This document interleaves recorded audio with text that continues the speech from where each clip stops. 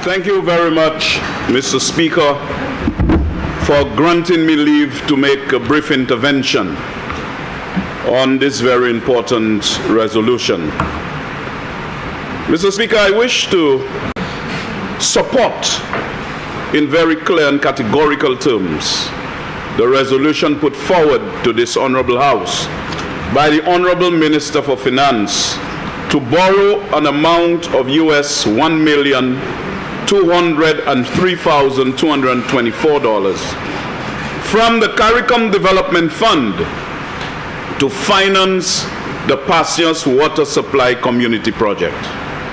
This loan, Mr. Speaker, is highly concessional. It is to be repaid over 10 years, commencing from the first date after a grace period of 2 years following the date of the first disbursement. The loan is to be repaid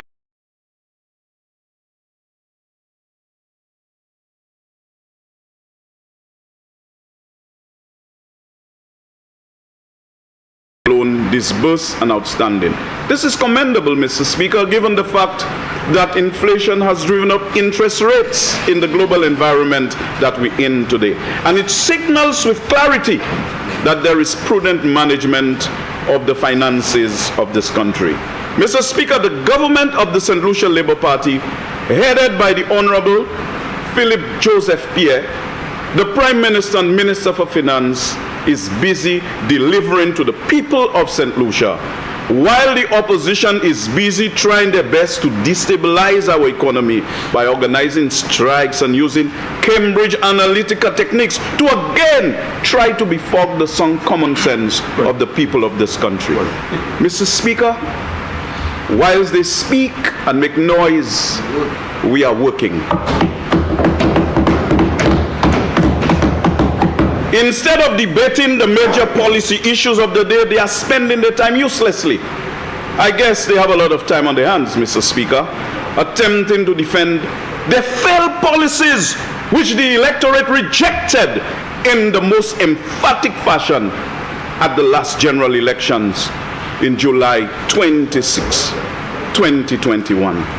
They are now attempting their best to gaslight the electorate, trying to convince them that they did the wrong thing by booting them out of office. The same cast of characters, Mr. Speaker, who were overwhelmingly rejected by the electorate are again attempting once more to engage in subterfuge, Mr. Speaker. It is indeed a sad state of affairs, Mr. Speaker, as we have an opposition that has failed to engage in debate on the serious policy issues of the day.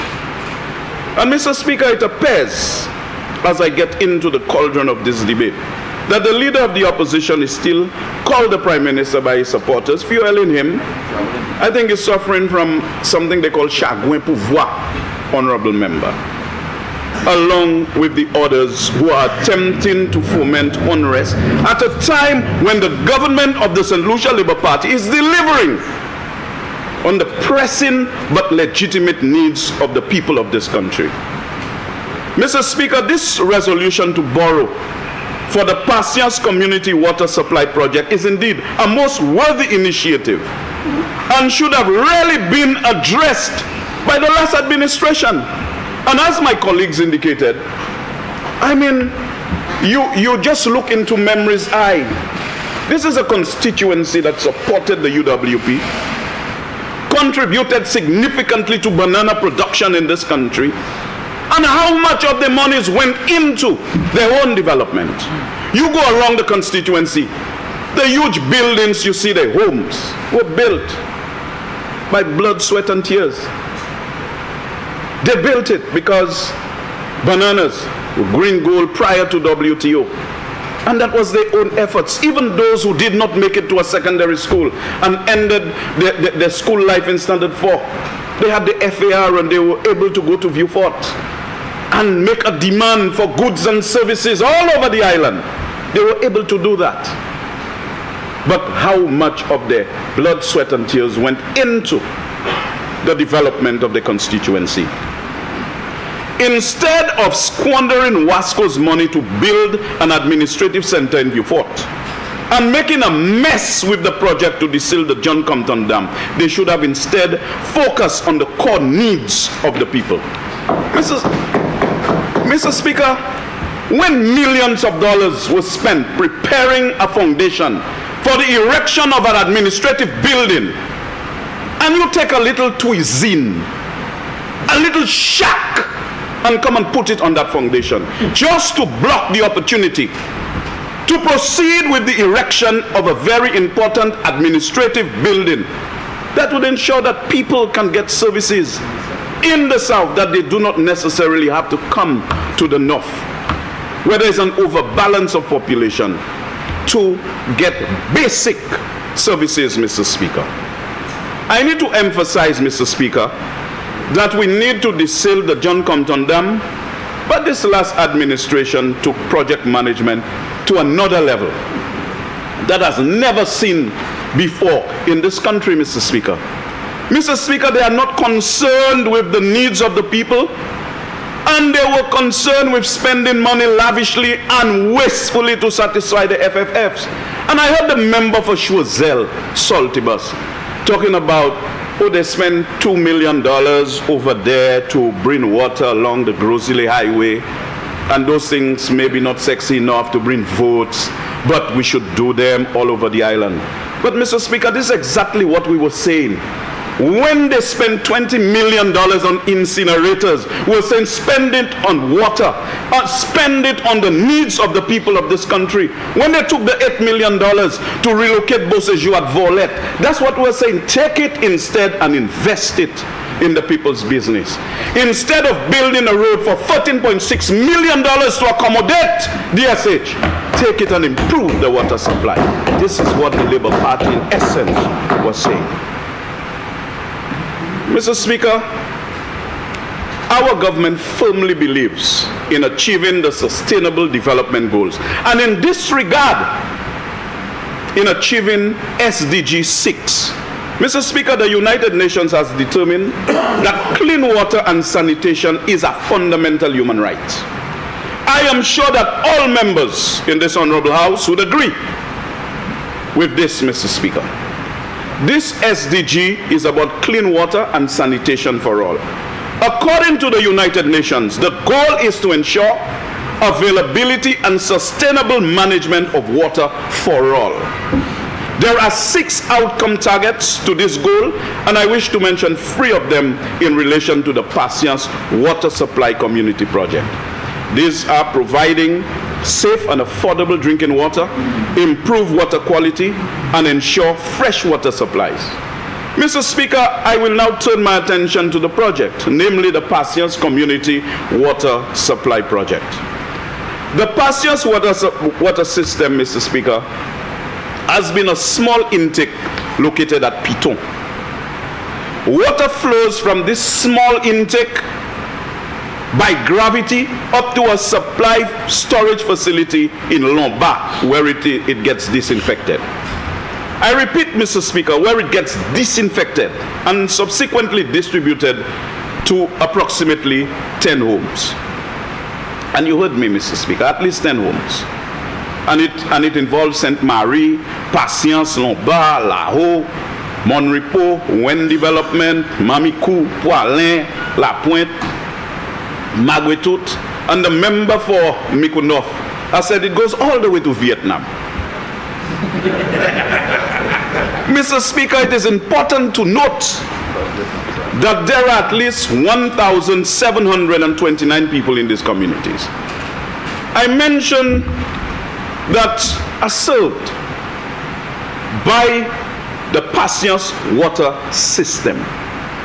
You would have thought that Patience, being in the constituency of Miconof, and I would say a former stronghold of the United Workers' Party, would have received priority attention. I say former deliberately, because there is no turning back with the honorable member for Miconof. But no, Mr. Speaker, the UWP neglected these people and was clearly expecting that the people from Miconof would continue to vote for them despite ignoring one of the most basic needs. Now, I'll tell you the difference between the Labour Party and the United Workers' Party. Even though Mikunoff did not vote for us, even in 1997, when there was 16-1, we built a police station there. We built a fire station there. We attended to Alva Baptiste Hill, the primary school at Miku. And I can go on and on to say to you what the UWP, I don't take instructions from you, honorable member. I control my time in this honorable house, and I say what I want to say, honorable member. So let me proceed and resume normal navigation. Mr. Speaker, it is important to note that if the member was concerned, and he says he's a UWP, but UWP is no more. The party is privatized now, so that is his party, and he's doing whatever he wants. It's privatized. Now, Mr. Speaker, if they were concerned about Mikunoff, they would have attended to the pressing but legitimate needs of the people. And they cannot compare Mikunoff with Labrie. Labrie was dismembered from Vieux-Fort in 1974. 30 of those years since then have been occupied by them. And what has been their contribution? So if they could neglect their own, I can well understand what they have done to the constituency of Labrie Auger. And you take your journey through the corridors of time. You take your journey through the corridors of time. You'll realize that the Labrie Health Center, the Labrie Administrative Building, the Labrie Community Center, Vellon John Administrative Building, the jetty, you go all around on the roads, the playing field at Olibo, the roads that were built, all under a St. Lucia Labour Party administration. You know what the contribution was in 1992? In 87, when Mr. Neville Snack crossed the floor in this honorable house, spent 5 years with the UWP government. In 1992, on the eve of an election, they planted poles. They said they bring electricity to Lao and Béwanger, and they put a lot of pipes there. They won the elections of 1992, and you know what they did? They uprooted every pole.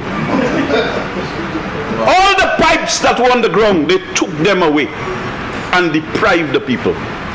But when the Star of Freedom rose in 1997, God bless the people of the Labrie Auger constituency. And of course, they said, let there be light at Lahore, and there was light. And water, which is life, reached Béwanger, the Labrie bypass. Can you imagine the Labrie bypass was deprived, removed the poles, and were able to electrify our areas, Mr. Speaker. Mr. Speaker, and I recall whilst talking about electricity, Bouton, the UWP said it is better to relocate everybody from Bouton than to bring electricity there. But again, when the Star of Freedom rose in 1997, electricity with the member for Vieux-Fort South as Prime Minister and the Honorable François,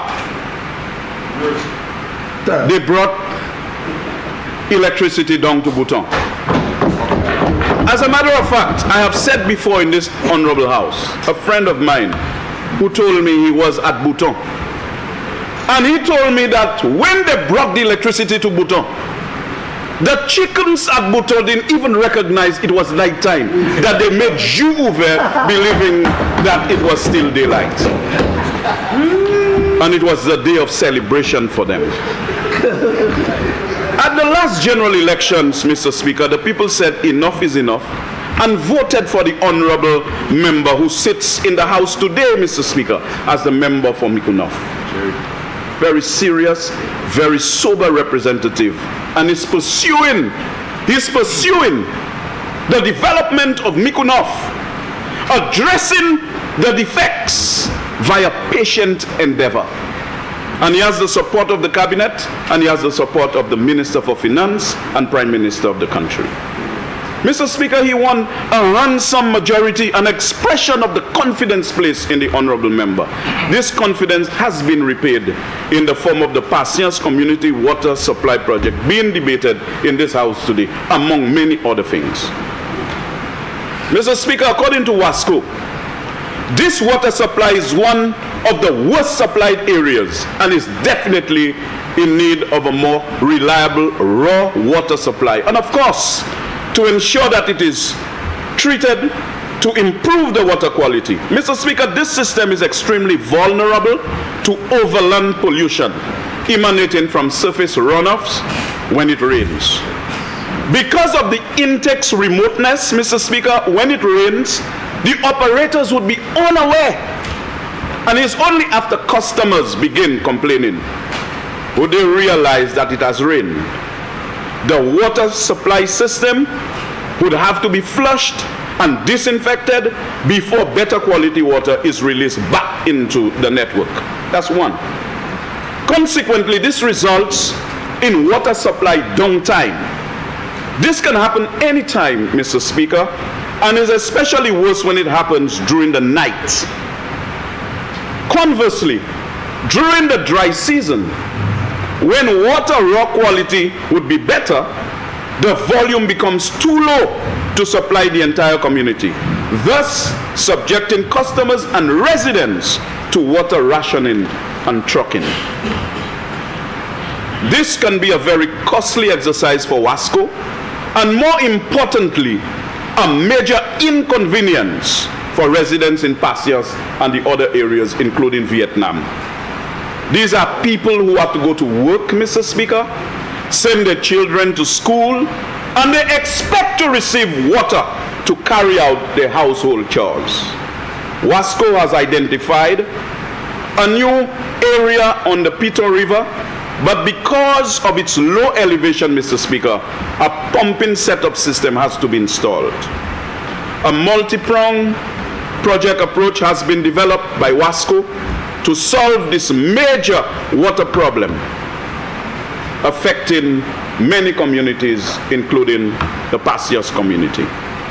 It is anticipated that on completion of this project, the Patience community will have a more reliable and safer water supply which meets the needs of its residents.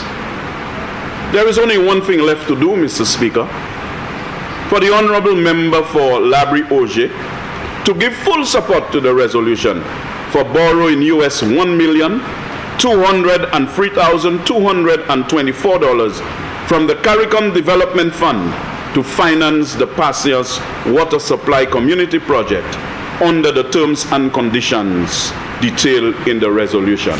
Mr. Speaker, long live the people of Micoud North, long live the Prime Minister of St. Lucia, long live the St. Lucia Labour Party. I thank you, Mr. Speaker.